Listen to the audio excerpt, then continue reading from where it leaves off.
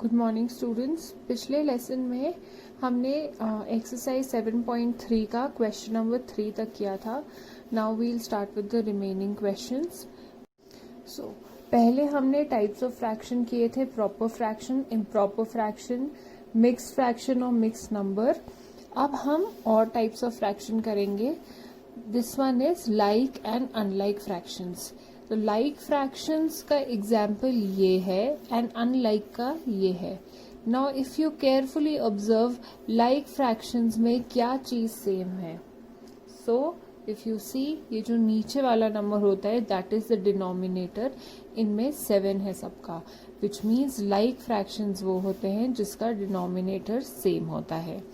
And unlike fractions वो होते हैं जिसके डिनोमिनेटर्स, जो नीचे वाला नंबर है, वो डिफरेंट होते हैं। So this is very easy. Let's move to the next type of fractions, that is equivalent fractions. Equivalent fractions के लिए हम ये एग्जाम्पल समझते हैं। हमने एक रेक्टेंगल लिया है और उसको बीच से डिवाइड कर दिया है। तो अगर मैं पूछूं शेडेड रीजन कितना है, तो आप बोलोगे 1 out of 2 regions is shaded, that is half is shaded. अब इसी सेम रेक्टेंगल को if I divided into 4 parts, और वही मैं जितना पहले शेड किया था उतना ही शेड करूंगी, लाइक सेम। यहाँ पे इफ आई आस्क यू कितने हैं शेडेड, तो अब आप क्या बोलोगे कि 2 out of 1 2 3 4 regions are shaded. But अगर हम देख रहे हैं यहाँ पे इन दोनों को इफ वी कंपेयर, तो ये सेम ही एरिया शेडेड है। सो दिस मीन्स कि हाफ हमारा फर्स्ट वाला fraction is equal to 2/4 also. This means कि हाफ को 2/4 भी, या 1/2 को 2/4 के तरीके से भी एक्सप्रेस कर सकते हैं। Similarly let's take one more example. ये हमारा एक रेक्टेंगल है और इसमें मैंने बीच में इक्वल पार्ट्स में लेट्स से डिवाइड किया है। And if I shade this entire region, then again if I ask you shaded region कितना है, it will be 1 out of 2 regions. अब मैं इसको एक लाइन यहाँ पे कर दूं और एक लाइन यहाँ पे कर दूं। The shaded region remains the same only, but इसके पार्ट्स अलग हो जाएंगे। तो ये टोटल कितने पार्ट्स हो गए? 4। तो it is out of 4 कितने शेडेड हैं? 2। सिमिलरली अगर मैं इसके और पार्ट्स कर दूं,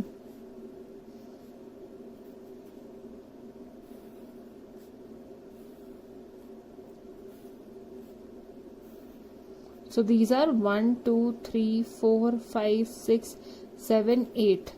तो दिस इज आउट ऑफ 8 कितने पार्ट शेडेड है? 1 2 3 4। सो 4 out of 8। तो हाफ ही है, उसको हम अलग अलग फॉर्म्स में भी रिप्रेजेंट कर सकते हैं। So such fractions are called as equivalent fractions. इसमें वैल्यू सबकी सेम होती है, like we saw over here, that is why they are called as equivalent fractions और equal fractions, because they have the same value. Now in the question number 4 of exercise 7.3, write the fractions representing shaded regions. Are all these fractions equivalent? तो पहले हम देखते हैं पूरा जो भी example यहाँ पे है ये सर्कल के फॉर्म में है। फर्स्ट वाला शेडेड एरिया 2 है, सो denominator will B 2 and numerator shaded कितना है उसमें से 1/2। Similarly in the next case total कितने हैं? देयर आर 4 एरियाज, शेडेड उसमें से कितने हैं? 2। नेक्स्ट में 1 2 3 4 5 6, टोटल 6 हैं एंड शेडेड है 1 2 3। And in this one total है 8 एंड शेडेड है इसमें से 4। नाउ इफ यू सी, बीच की अगर लाइंस हम इनके बारे में ना सोचें, ये वाली and on the other side also, तो जो है वो इतना ही पोर्शन हर में शेडेड है, which means they are equivalent to the answer are all these fractions equivalent? तो हम लिखेंगे yes, which means 1/2 is equal to 2/4 is equal to 3/6 is equal to 4/8. So let's begin with question number 6. वो है find equivalent fraction of 15/35 with denominator 7. मतलब कि 15/35 के साथ का equivalent fraction हमें find out करना है जिसका denominator 7 है. न्यूमरेटर हमें नहीं पता है. let's call it x. now अब नेक्स्ट स्टेप में हम क्या करेंगे, 15/35 या 15/35 ऐसे ही रहेगा, x इधर ही रहेगा, यहाँ पे it is x divided by 7. तो व्हाट वील डू इज इस 7 को हम ऊपर लेके जाएंगे इनटू 7, तो हमें x की वैल्यू पता चल जाएगी. अब इन दिस केस 15/35 इंटू 7 अगर हम करते हैं, नाउ 7 की टेबल में 35 आता है क्या? We know that 7 5s are 35. तो हम यहाँ लिखेंगे 7 1s are 7, 7 5s are 35. And यहाँ पे x will be equal to 15 divided by 5. 15 divided by 5 क्या होता है? 5 3s are 15. तो x जो कि हमारा न्यूमरेटर है that will be equal to 3. So we'll write equivalent fraction of 15/35 is equal to 7 तो ऑलरेडी था, x की क्या वैल्यू है यहाँ पे? 3. नाउ नेक्स्ट क्वेश्चन है, similarly in the next question equivalent fraction of 2/9 with denominator 63. तो हम सेम तरीके से लिख देंगे 2/9 इज इक्वल टू 63 हमें पता है, जो नहीं पता है उसकी जगह पे हम x लिख देंगे. नेक्स्ट स्टेप में हम क्या करेंगे, ये सेम रहेगा, x सेम रहेगा, 63 ऊपर जाएगा, यहाँ पे डिवाइड कर रहा है, इधर जाके ये मल्टीप्लाई करेगा. नाउ इन दिस केस 2 9 से डिविजिबल, 9 2 से डिविजिबल नहीं है एंड 63 9 से डिविजिबल है कि नहीं हम चेक करेंगे. वी नो 9 7s are 63 होता है. तो नेक्स्ट स्टेप आ जाएगा 2 इंटू 7, 2 इंटू 7 बचा इज इक्वल टू x, और x आ जाएगा यहाँ पे 14. So we can write equivalent fraction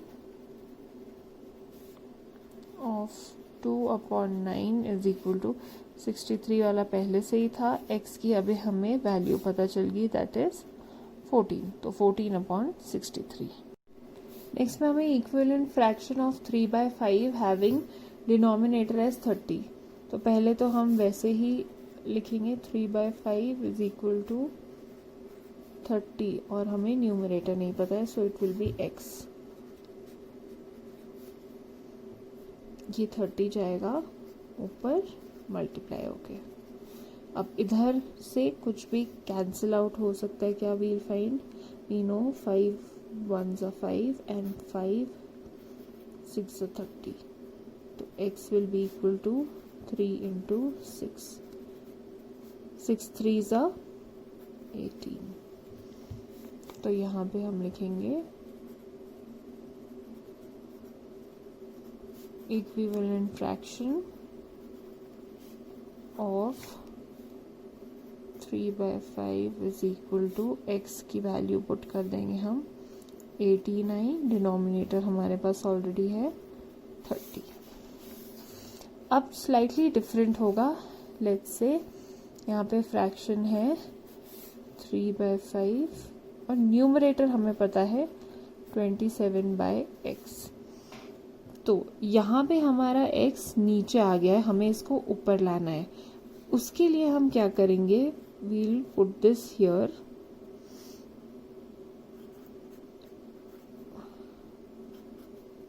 हमेशा की तरह। एंड नेक्स्ट स्टेप में हम इसको इधर ले आएंगे, दैट मीन्स इसको हम ऑपोजिट कर देंगे। जो नीचे है वो ऊपर चला जाएगा, जो ऊपर है वो नीचे आ जाएगा। तो नीचे है 5 और ऊपर है 3, तो वो ऑपोजिट हो जाएगा। अब हम यहाँ से क्या कैंसिल आउट कर सकते हैं? वी नो 3 9s are 27 होता है, and x is equal to 9 into 5 which is equal to 9 5s are 45। तो यहाँ हम लिखेंगे equivalent fraction of 3/5 is equal to 27/45। तो यहाँ पे हमने क्या किया, पहले x को ऊपर भेजा, ये वाले नंबर इस साइड जाएगा मल्टीप्लाई होके, एंड वो ऊपर नीचे हो जाएगा। That is all. Now next में अगेन हमारे पास सिमिलर चीज़ है, तो हम बॉक्स की जगह पे क्या लिखेंगे, x। अब x को अगर ऊपर भेजना है तो ये इधर आएगा, बट न्यूमरेटर डिनोमिनेटर एक्सचेंज हो जाएंगे। 7 6 42, तो x is equal to 6 into 18, that is 108। तो यहाँ पे answer will be 7/18 is equal to 42/108। Now for the next question, हम बॉक्स की जगह x लिखेंगे and question remains the same. अब दिस इज हियर, तो x equal to 70/154, this will go up over here और वो मल्टीप्लाई हो जाएगा।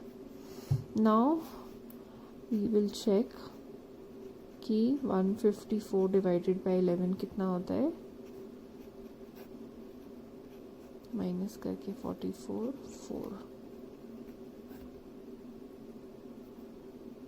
तो 11 into 14, तो 11 1s are 11 and 11 14s are 154।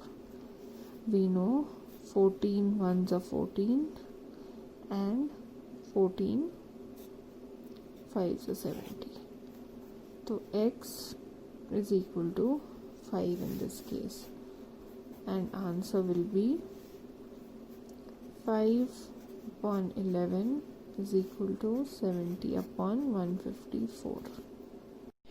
Now there is this rule कि अगर दो फ्रैक्शंस इक्विवेलेंट हैं, मतलब a/b is equal to c/d, तो इनका जो क्रॉस मल्टीप्लिकेशन होगा, that is a into d और b into c, जब हम करेंगे तो वो सेम आएगा। तो अगर हमसे पूछेंगे कि ये इक्विवेलेंट है कि नहीं, तो we can test like this. So let's do the first question. So 3 into 40 and 12 into 10, this comes as 3 4s are 12 and 0, and this comes as 120। so a into d is equal to b into c, therefore they are equivalent। now question number 2, इसमें हमारे पास दो fractions ये हैं, this is a/b, c/d। Let's check, cross multiply करते हैं।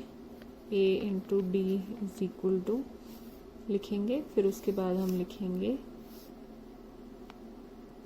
b into c is equal to a into d आएगा 7 into 11 which is 77, and b into c is 13 into 5 which is 65।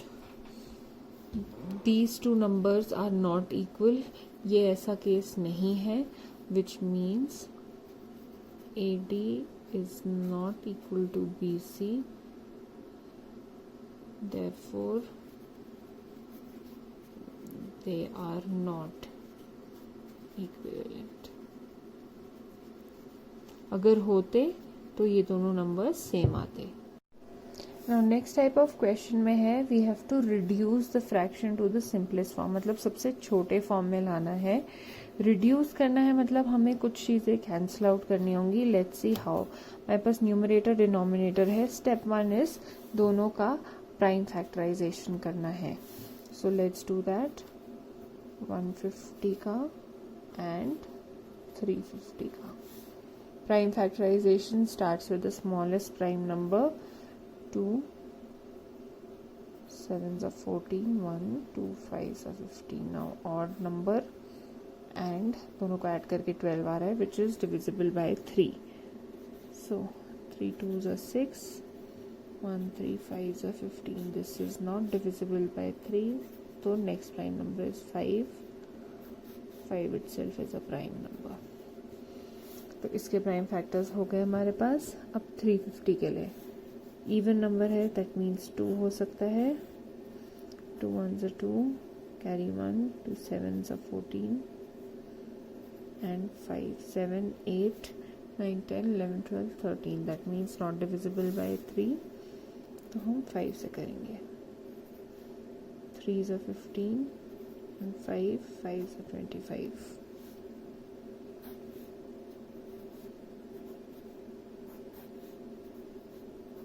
अब हमारे पास दोनों के प्राइम फैक्टर आ गए. इसको हम नेक्स्ट लिखेंगे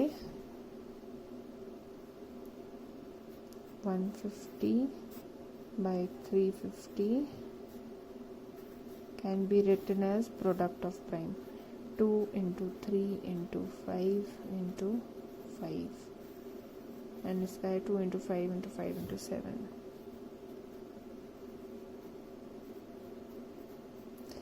अब नेक्स्ट स्टेप क्या है. Cancel factors that are common.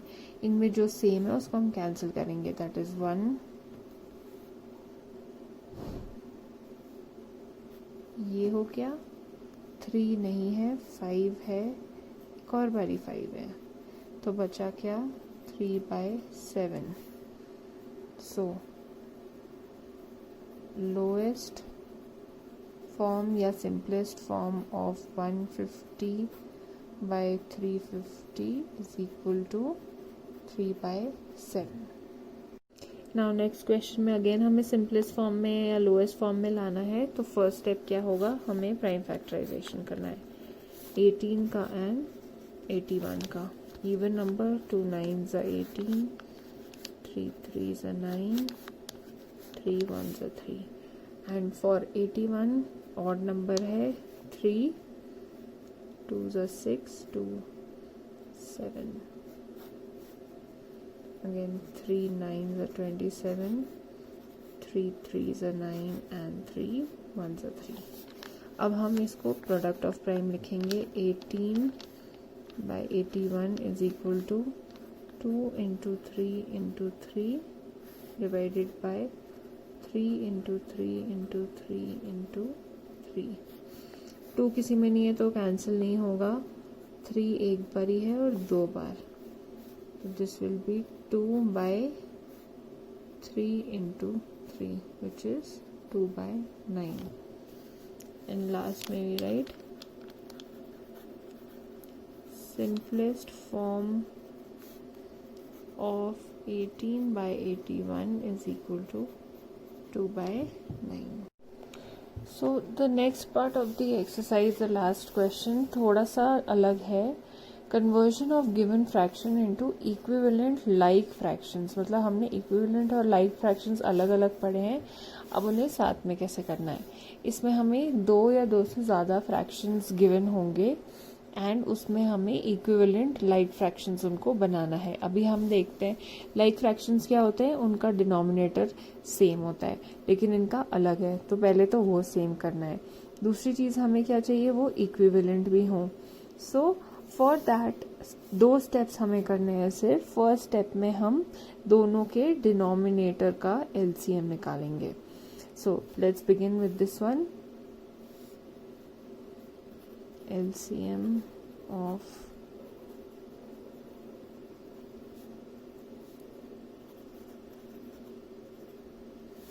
LCM of denominators 6, 16, 2 3s are 6, 2 8s are 16, 2 3 remains the same, 2 4s are 8, 2 3 remains the same again,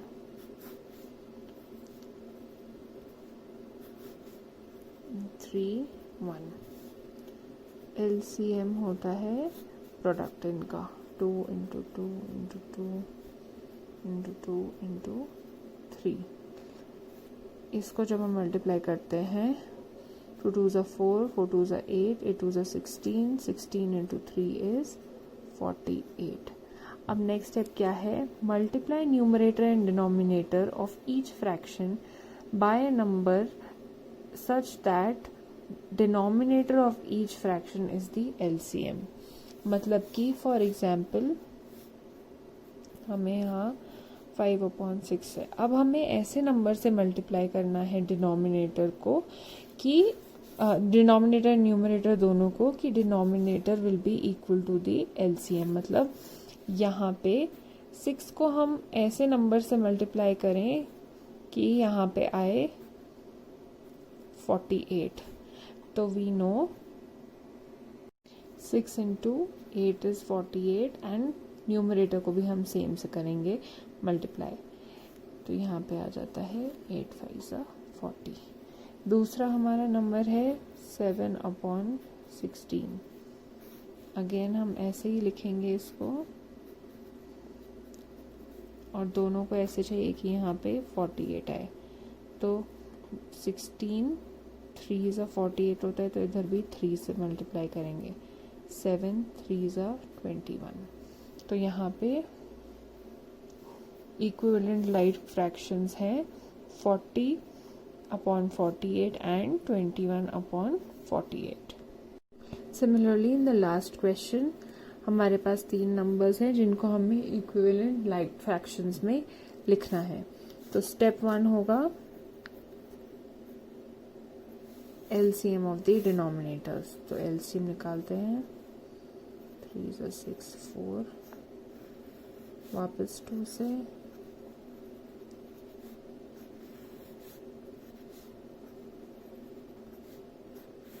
and 3.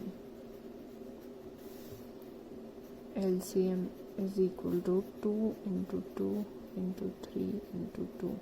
2 2s are 4, 4 2s are 8, 8 3s are 24. LCM is 24. अब first fraction है हमारा 3/4. हमें लाना है 4 into सम number कि वो 24 आ जाए. We know 4 6 24 होता है. इसको भी हम 6 से मल्टीप्लाई करेंगे. 6 3s आएगा 18. नेक्स्ट फ्रैक्शन है 5/6. फिर से हमें इन दोनों को ऐसे नंबर से मल्टीप्लाई करना है कि डिनोमिनेटर हो जाए 24. 6 4s are 24, ये भी 4 से होगा. 5 4s are 20. एंड लास्ट वाला जो फ्रैक्शन हुआ है 7/8.